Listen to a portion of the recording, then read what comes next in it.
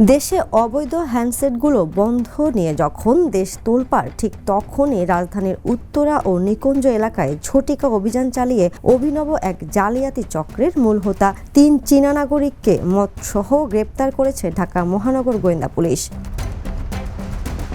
বৃহস্পতিবার সকালে DMP media সেন্টারে আয়োজিত এক জনাকীর্ণ সংবাদ সম্মেলনে এই চাঞ্চল্যকর তথ্য জানান ডিবি মিরপুর ডিভিশনের ডিসি মহিউদ্দিন মাহমুদ সোহেল।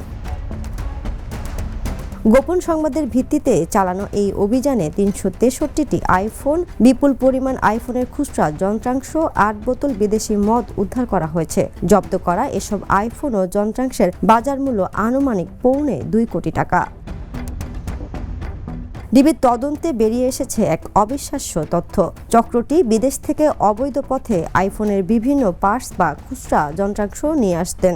এরপর রাজধানীর গোপন ডেরায় বসে দক্ষ কারিগর দিয়ে সেগুলো অ্যাসেম্বল বা জোড়া লাগিয়ে পূর্ণাঙ্গ আইফোন তৈরি করত। এসব ফোন একদম নতুনের মতো মোড়কজাত করে আসল আইফোন হিসেবে বাজারে চড়া দামে বিক্রি করা হতো।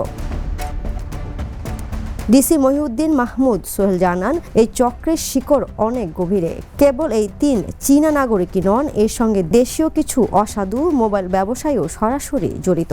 তিনি আরও বলেন, দামি ফোন কেনার সময় গ্রাহকদের অতিরিক্ত সচেতন হতে হবে। সস্তা বা অননুমোদিত দোকান থেকে ফোন কিনে প্রতারিত হওয়ার ঝুঁকি অনেক বেশি।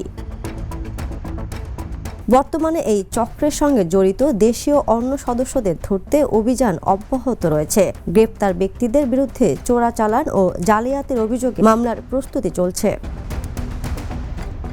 Desk report, the news.